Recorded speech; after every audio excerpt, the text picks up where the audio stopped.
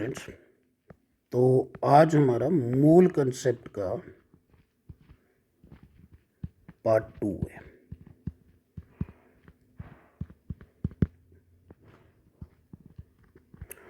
Part 1 में हमने देखा था उसी को एलेबोरेट करेंगे आगे कि 1 मोल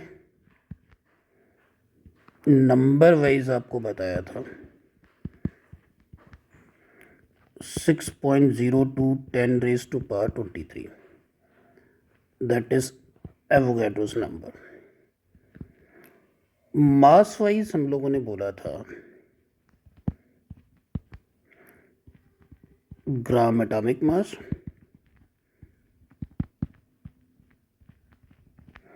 या ग्राम molecular mass.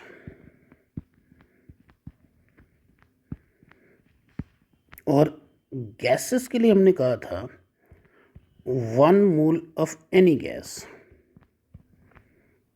1 mole of any gas at STP occupies 22.4 litre वाले, राइट। आज हम लोगों ने क्या करना है, आज हम लोगों ने कुछ इंटर कन्वर्शंस। और पहले मैं ये आपको बता दूं, जब भी कोई भी आपको फार्मूला दिया गया है, जैसे ये दिया गया, सपोज करो मीथेन का फार्मूला, रिएक्शन में मॉलिक्यूल लेवल पर रिएक्शन नहीं दी जाती, रिएक्शन हमेशा मोल्स की फॉर्म में दी जाती है। अब ये फार्मूला हमें क्या बता रहा है, इसमें एक कार्बन है, 4 हाइड्रोजन है, एक कार्बन 4 हाइड्रोजन। अब कोई आपको पूछे एक मीथेन CH4 से आपको कितना कार्बन मिल रहा है, आपने कहना है 1 मोल कार्बन हमें मिल रहा है, 1 मोल कार्बन एटम है एंड 4 मोल्स आपके पास हाइड्रोजन एटम्स है। याद रहेगा, अगर आपको मीथेन दिया गया है और मैंने बोला मीथेन कब, सपोज करो आपको, मैं और एग्जांपल में आपको बताता हूँ। जैसे सपोज करो आपको दिया गया है सल्फ्यूरिक एसिड, फार्मूला ये। अब ब्रेकअप करें इस फार्मूले को, तो इसमें से 2 हाइड्रोजन हमें मिल रहे हैं, एक सल्फर मिल रहा है और 4 ऑक्सीजन मिल रहे हैं। तो 1 मोल, हमने बोलना इसे मोल की फॉर्म में, याद रखना हम लोग मॉलिक्यूल की फॉर्म में रिएक्शन नहीं देते, रिएक्शन हमेशा मोल की फॉर्म में होती हैं। सपोज करो कभी कोई रिएक्शन लिखी गई है, मैं ऐसे बोलता हूँ आपको, जैसे मीथेन की रिएक्शन क्लोरीन के साथ करें तो बनता है CH3Cl और HCl। तो रिएक्शन को बोलना क्या है, हमने ये नहीं बोलना कि 1 molecule of methane reacts with 1 molecule of chlorine to form 1 molecule of methyl chloride and 1 molecule of HCl। No, 1 mole of methane reacts with 1 mole of chlorine to form 1 mole of methyl chloride and 1 mole of HCl, right. अब इससे क्या होगा, इससे ये होगा कि आपके सारे न्यूमेरिकल जो हैं वो आपके निकल जाएंगे। अब देखो 1 मोल किसी भी चीज़ का, जैसे मान लेते हैं आपके पास है मीथेन, मीथेन आपको दिया गया, मीथेन आपको दिया गया है 1 मोल, और 1 मोल आपको पता है कितना होता है, टोटल मास कर लो, कार्बन 12 हाइड्रोजन 4, ऊपर मैंने लिखा था दैट इज 16 ग्राम, 16 ग्राम। अब आपको ये पता है, कोई आपको पूछे what is the amount of carbon, ये कितना दे रहा है, हाइड्रोजन कितना दे रहा है, तो कोई प्रॉब्लम नहीं। अब इसे ब्रेकअप अभी हमने किया, एक मीथेन से आपको 1 कार्बन मिल रहा है और 4 हाइड्रोजन मिल रहे हैं। तो इसका मतलब ये हुआ 1 मोल मीथेन से 1 मोल हमें कार्बन मिला और 4 मोल हमें हाइड्रोजन मिला, और 1 मोल कार्बन का मास होता है 12 ग्राम और 1 मोल हाइड्रोजन का मास होता है 1 ग्राम, तो 4 का कितना हो गया, 4 ग्राम। इसी से कोई आपको पूछ ले what is the percentage of, देखो क्वेश्चन क्या है, what is the percentage of carbon in 1 mole of methane, percentage of carbon 1 mole of methane, see percentage of carbon 1 mole of methane. तो आपको पता है, अभी मैंने बताया ये, इसमें कार्बन आपके पास 12 ग्राम, हाइड्रोजन आपके पास 4 ग्राम और टोटल मास इसका है 16 ग्राम। टोटल मास है 16 ग्राम, तो कार्बन की परसेंटेज क्या निकल जाएगी, mass of carbon divided by total mass multiply by 100। तो कार्बन क्या आ जाएगा यहाँ पे, कार्बन आ जाएगा 12, 16, 100। यहाँ से आपकी परसेंटेज निकल जाएगी। तो जब परसेंटेज निकालोगे तो इसी तरीके से हाइड्रोजन, कोई ज़्यादा मुश्किल नहीं, इसी तरीके से हाइड्रोजन, तो हाइड्रोजन की परसेंटेज निकालनी हो हमने, तो क्या करना है, मास ऑफ हाइड्रोजन कितना है 4, टोटल मास कितना है 16, मल्टीप्लाई बाय 100। तो ये परसेंटेज आपको हाइड्रोजन की दिख जाएगी, राइट। तो मोल वाले हमेशा याद रखना, जब कभी भी आपको फार्मूला दिया गया है, बच्चे बहुत बार कंफ्यूज होते हैं, उनको लगता है पता नहीं ये क्या चीज़ है, कि क्या हमें दिया गया है, क्या हम लोगों ने करना है, वो मालिक्यूल की फॉर्म में सोचते हैं कि ये एक मालिक्यूल दिया है, इसे मोल कैसे पूछा जा रहा है। अभी मैं अब और क्लियर करता हूँ, जैसे जरा इसे थोड़ा सा नोट करो, अब मैं ये रब कर रहा हूँ, ध्यान से देखो। ओके जी, अब चलते हैं थोड़ा आगे, इसको और एलेबोरेट करते हैं ताकि आपको कोई किसी टाइप का डाउट है वो ना रहे।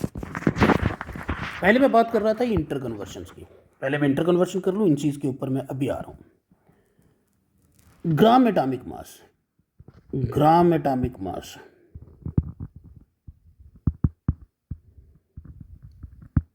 ग्राम एटॉमिक मास, फिर रिपीट करें, किसी भी एटम का मास, जो एटॉमिक मास होता है, जब हम लोग उसे ग्राम में ले लें, that is gram atomic mass. That is hydrogen है अगर तो 1 ग्राम, नाइट्रोजन है तो 14 है तो 14 ग्राम, ऑक्सीजन है तो वो 16 ग्राम, कोई और कर लो, सल्फर है तो 32 ग्राम। दिस इज इक्वल टू 1 मोल। ये हो गया 1 मोल किसका, हाइड्रोजन का, ये 1 मोल नाइट्रोजन का, ये 1 मोल ऑक्सीजन का, ये 1 मोल सल्फर का। अब हम रिलेट करेंगे और चीज़ों पे, न्यूमेरिकल और देते हैं, इसे मिला के देखते हैं किस तरीके से बन के आते हैं। मुझे दिया गया है मॉलिक्यूल के ऊपर, फॉर एग्जांपल क्वेश्चन है what is the number of molecules in 49 gram of sulfuric acid. What is the number of molecules in 49 gram of sulfuric acid? अब मॉलिक्यूल की बात हो रही है तो हम लोगों ने सल्फ्यूरिक एसिड का ग्राम मॉलिक्यूलर मास ले लेना है, वो बनता है 98 ग्राम। अब आपको पता है ग्राम मॉलिक्यूलर मास किसी भी चीज़ का जब भी आप लोग लोगे वो हो जाता है 1 मोल के बराबर, और उसमें नंबर आपको पता है मॉलिक्यूल का इतना, कि मैंने पहले कहा ये सारी चीज़ें बराबर है। तो इसका मतलब ये हुआ 98 ग्राम सल्फ्यूरिक एसिड में सल्फ्यूरिक एसिड के कितने मॉलिक्यूल हैं, 6.02 10⁻23, 6.02 10⁻23। बस हमारा क्वेश्चन लिखा जाएगा यहाँ से। तो 98 gram of sulfuric acid contains molecule is equal to 6.02 10⁻23. Therefore 49 gram will contain 6.02 10⁻23 divided by 98 multiply by 49। करो कट, ये कट करेंगे 2 आ जाएगा और ये आ जाएगा आंसर हमारा 3.01 10⁻23 आंसर। ये मॉलिक्यूल निकल गया आगे, ईजिली हम लोग कर सकते हैं, कोई प्रॉब्लम इसमें नहीं आती। ओके, नोट कर लिया। अब आगे चलते हैं और कन्वर्शन देते हैं, इसमें बहुत सिंप्लीफाई कर लेंगे हम लोग इसे। ये मिटा देते हैं, अभी मिटाते हैं इसे। अब देखो इन्हीं में से सारी चीज़ें, जो 3 चीज़ें ऊपर दी गई हैं, number, mass, volume is equal to 1 mole standard, उसके बेस के ऊपर सारी चीज़ें हमारी निकल के आ जाएंगी, ठीक। पर ये देखना आप लोगों ने, क्या हमें एटम दिया है, उसका एटॉमिक मास ग्राम में, that is equal to 1 mole. अगर मॉलिक्यूल दिया है उसका मॉलिक्यूलर मास ग्राम में, that is equal to 1 mole. Okay, अब हम लोग नंबर पे देखें, कोई भी हमें नंबर दिया गया है, सपोज क्वेश्चन हमारा बनता है what is the number of moles formed by 3.01 into 10 raised to power 23 molecules of water. ये अब इसे ईजिली बहुत आसानी से हम लोग कर सकते हैं. What is the number of moles, not molecules. What is the number of moles. और गिवन क्या है हमें? गिवन है number 3.01 10 raised to power 23 molecule. ये हमें नंबर दिया गया है. क्वेश्चन क्या पूछा गया? इतने नंबर आपके पास वाटर के मॉलिक्यूल्स हैं और उसके कितने मोल्स बनते हैं. तो जब नंबर के ऊपर, बहुत इजी, नंबर पर हमें मोल्स निकालने हों तो क्या करना है? Given number divided by Avogadro number. Given number divided by Avogadro number. अब देखो गिवन नंबर हमें क्या है यहाँ पे?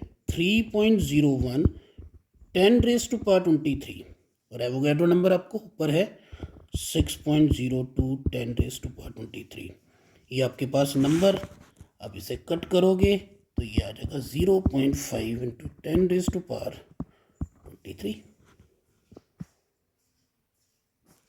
सॉरी, इसे अगर हम लोग करें 0.5 मोल्स, 0.5 मोल्स, ये हमारा क्या है? क्लियर है भाई? पता चल गया, बहुत आसान. तो आपको बताया कि नंबर पर याद रखना तीनों चीज़ें. ये नंबर है, एवोगैड्रो नंबर. नंबर पर मोल्स निकालने हैं, नंबर पर मोल्स निकालने हैं, जो नंबर दिया गया होगा divided by Avogadro number. Volume पर मोल्स निकालने हैं तो given volume divided by molar volume, that is 22.4. और मास पर मोल निकालने हैं तो वो आपको बता चुका हूँ. एटम है, उसका जितना मास दिया गया है divided bye it's gram atomic mass, molar mass. और अगर मॉलिक्यूल है तो जितना मास दिया गया है divided by gram molecular mass, that is उसका molar mass. Clear? Okay, nice. आगे चलते हैं. अब आगे चलते हैं. अब देखो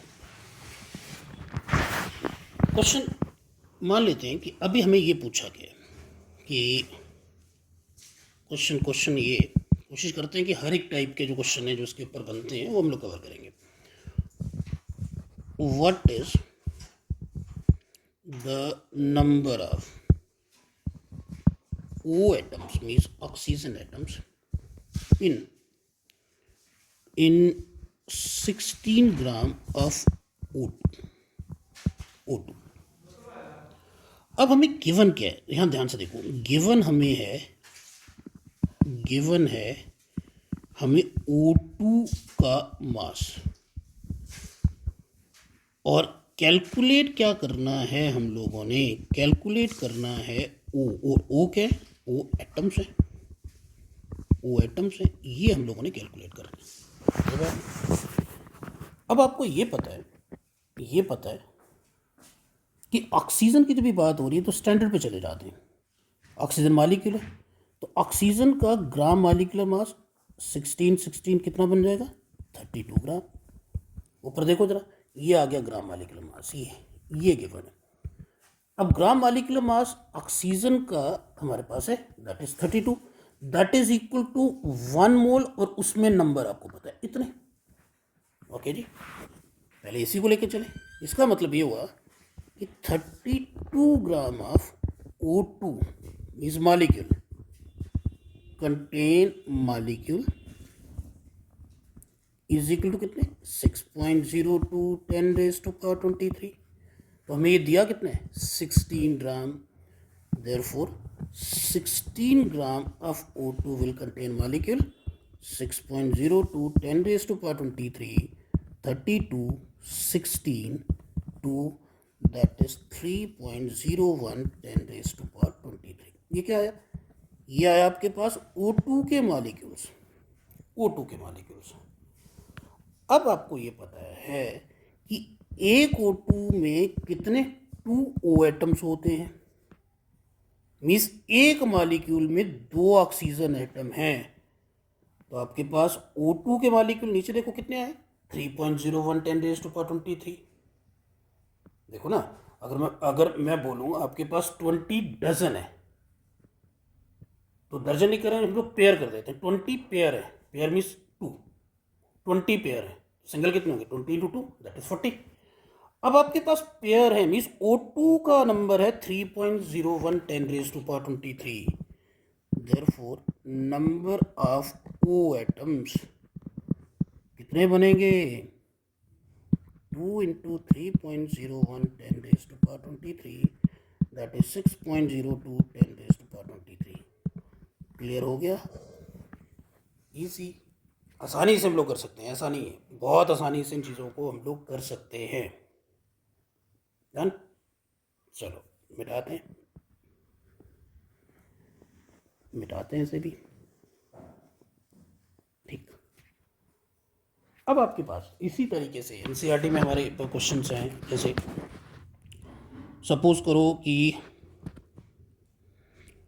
1 मोल, अब मैं जहाँ से स्टार्ट किया था वहाँ पे चलते हैं फिर वापस। 1 मोल आपके पास मीथेन है, calculate carbon atom number. Suppose आपके पास ये पूछा जाता है, हाइड्रोजन एटम्स इसमें कितने हैं। तो बच्चों को लगता है कि मीथेन ये CH4, बच्चे सीधे बोलते हैं कि इसमें 1 एटम कार्बन के, 4 एटम हाइड्रोजन के, बट दैट इज रॉन्ग, उन्होंने मोल दिया हुआ है। अब आपको ये पता है 1 मोल मीथेन में, फार्मूला ब्रेकअप करो अभी, 1 मोल कार्बन है, 4 मोल हाइड्रोजन है। ये फार्मूला बता रहा है मैंने आपको बताया, जब भी हम लोग मॉलिक्यूल की फॉर्म में रिएक्शन स्टडी नहीं करते, जब भी फार्मूला दिया गया है उसे मोल की फॉर्म में कंसिडर करना है। ठीक, अब कार्बन 1 मोल, अब कार्बन 1 मोल, तो 1 मोल में कितने एटम, आंसर निकल के आ गया 6.02 10 रेज टू पावर 23। इतने एटम्स कार्बन के हो गए। हाइड्रोजन के 4 मोल्स हैं, तो 4 into 6.02 10 raise to power 23 atoms, answer ये निकल के आ जाएगा, राइट। इसी तरीके से और देख लेते हैं, कुछ मिटाते हैं, ये मिटाते हैं, कुछ और देखते हैं, इसी टाइप के न्यूमेरिकल बन जाएंगे। सिंपल एक की कन्वर्शन दूसरे में बड़ी आसानी से हो जाती है। Done, okay.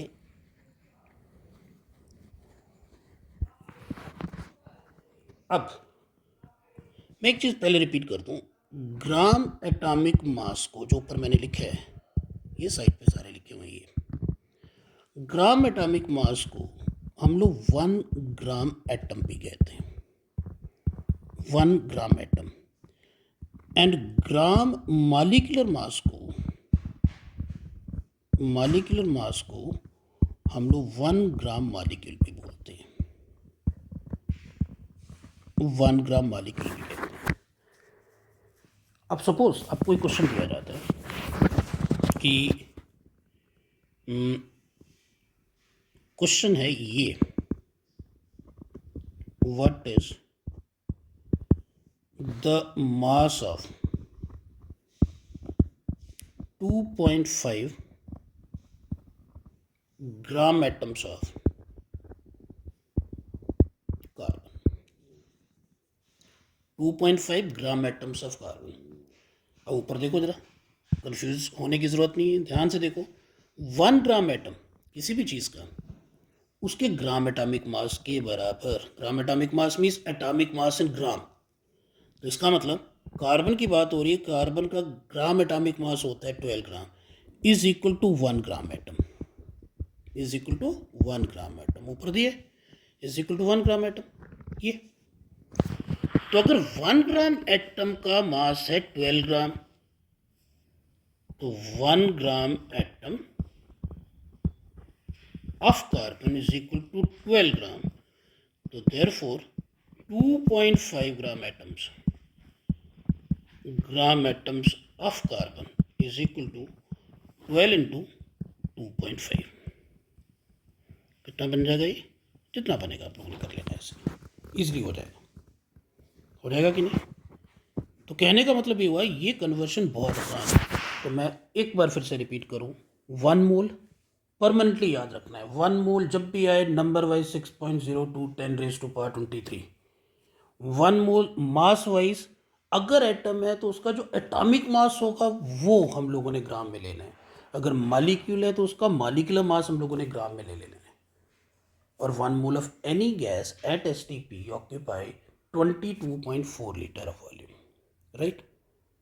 ओके जी, एक दो क्वेश्चन और देखते हैं। देखो करेंगे इजली, तो थोड़ा कंफर्टेबल सोचो, आ जाते हैं।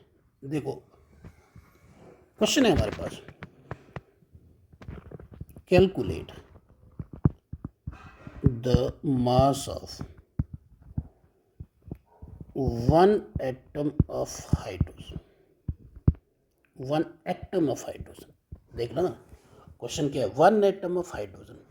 तो बच्चे क्या सोचेंगे, 1 ग्राम दे देते। मैं एक चीज़ रिपीट कर दूं आपको, हम लोग डील कर रहे हैं, मैं थोड़ा सा 1 मिनट लूँगा आपकी, उसके बाद आते हैं। हम लोग हमारी देखो हर एक चीज़ की अपनी अपनी डीलिंग होती है, हर एक सब्जेक्ट की। जैसे एक कोई काम करने वाला होता है, उसके अपने टूल्स होते हैं। हमारे टूल्स में हम लोगों ने जहाँ पे जिससे डील करना है वो है एटम एंड मॉलिक्यूल। ये चीज़ बिल्कुल दिमाग में रखो कि ये सारी माइक्रोस्कोपिक चीज़ें हैं, नॉर्मली हम लोग इन्हें नहीं देख सकते। नॉर्मली हम लोग इन्हें नहीं देख सकते। देखो अगर मैं सिर की बात करूँ, मेरे सिर के ऊपर पता नहीं कितनी डस्ट पड़ी होगी एक टाइम पे, तो इसका वेट तो हम लोग फील ही नहीं कर रहे। तो 1 ग्राम अगर मैं हाइड्रोजन का एटम बोलूँ कि एक एटम का मास, गलत, ऐसा नहीं होगा। तो अब देखो, अब आ जाते हैं, बात हो रही है एटम की। तो हाइड्रोजन ग्राम एटॉमिक मास ले लो, hydrogen 1 gram. 1 gram is equal to 1 mole के बराबर, और नंबर उसमें इतना बराबर।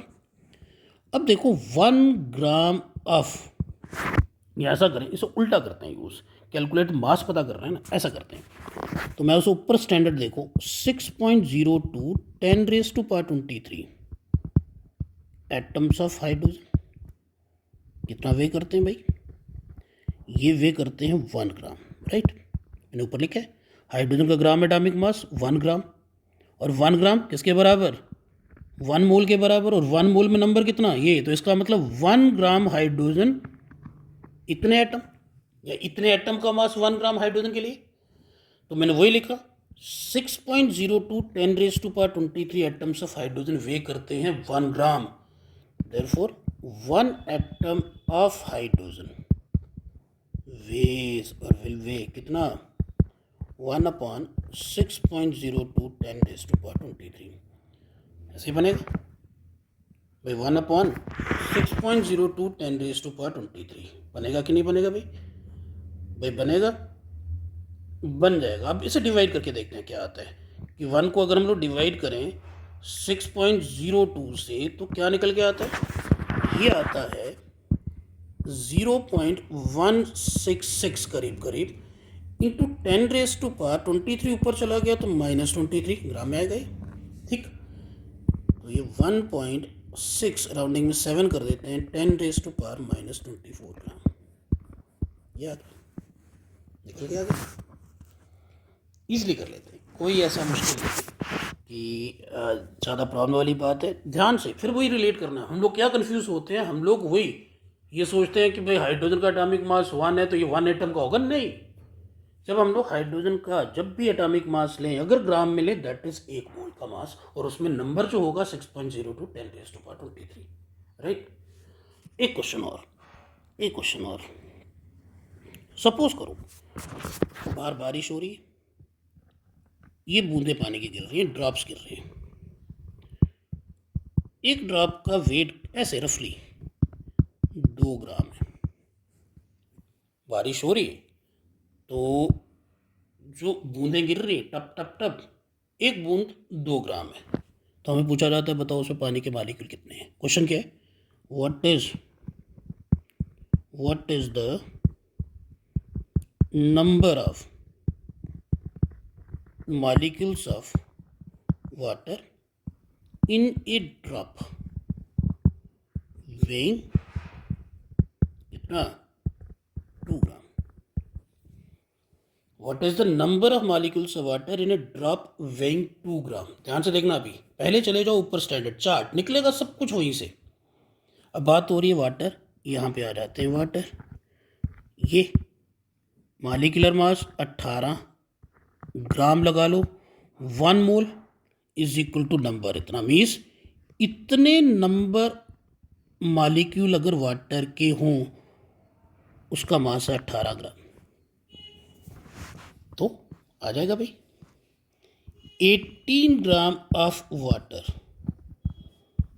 Contain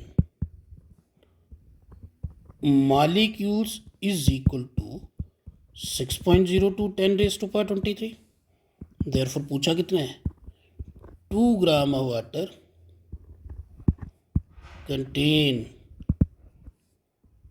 molecules is equal to कितना आ गया भाई, 6.02 10⁻23 डिवाइडेड बाई 18 मल्टीप्लाई बाई 2। तो 9 से इस नंबर को डिवाइड करो।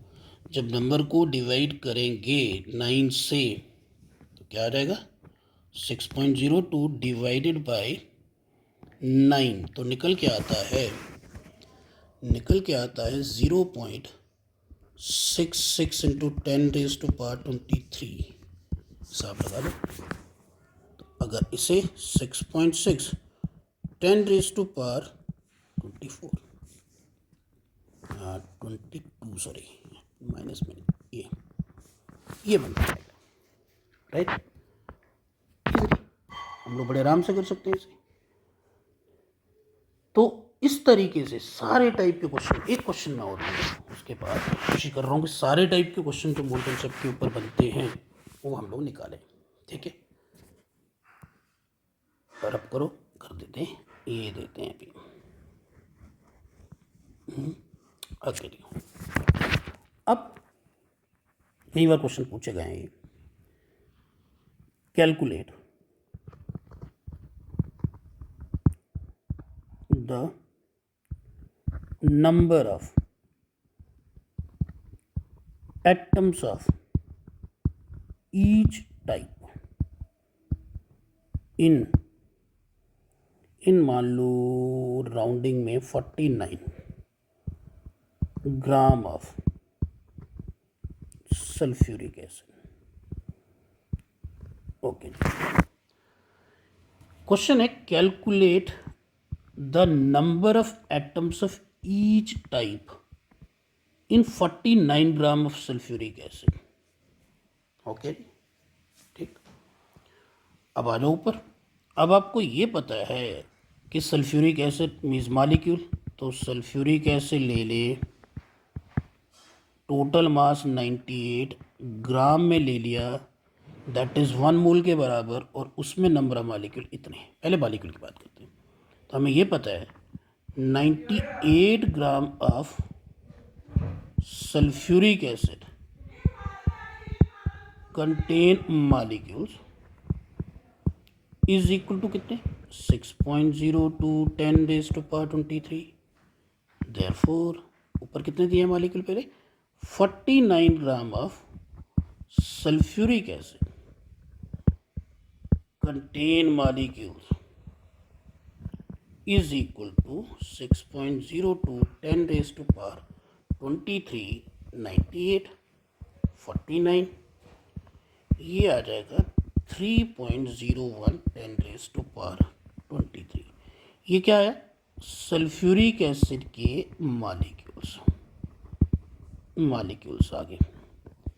अब आपको ये पता है, अब ध्यान से देखो, फार्मूले को ब्रेकअप करो। अब हमें ये पता है कि एक सल्फ्यूरिक एसिड मॉलिक्यूल में 2 हाइड्रोजन है, 1 सल्फर एटम है, 4 ऑक्सीजन एक मॉलिक्यूल में। तो इतने मॉलिक्यूल में इतने मालिक्यूल, इतने सल्फ्यूरिक एसिड के मालिक्यूल हैं आपके पास। देयरफॉर अगर एक सल्फ्यूरिक एसिड में 2 हाइड्रोजन एटम है, 2 सल्फर एटम है, 4 ऑक्सीजन एटम है, तो आपके मालिक्यूल हैं कितने? इतने। तो देयरफॉर 2 इंटू 3.01 10⁻23 करेंगे तो ये हाइड्रोजन एटम आ जाएंगे। सल्फर 1 एक में एक है तो इतनों में एक ही होगा, तो 3.01 10⁻23। और एक सल्फ्यूरिक एसिड में 4 ऑक्सीजन है तो इतने मालिक्यूल में कितने होंगे? तो 4 इंटू 3.01 10⁻23। तो ये आपका सल्फर निकल के आ गया, ये आपका ऑक्सीजन निकल के आ गया। तो होप कि आपको सारा भी मोल कंसेप्ट के बारे में पता चल गया होगा। तो जब भी फार्मूले देखने, नंबर 1 दो चीज़ें फिर मैं रिपीट कर दूं। 1 मोल नंबर वाइज 6.02 10⁻23 ऑलवेज पक्का दिमाग में बिठा लो।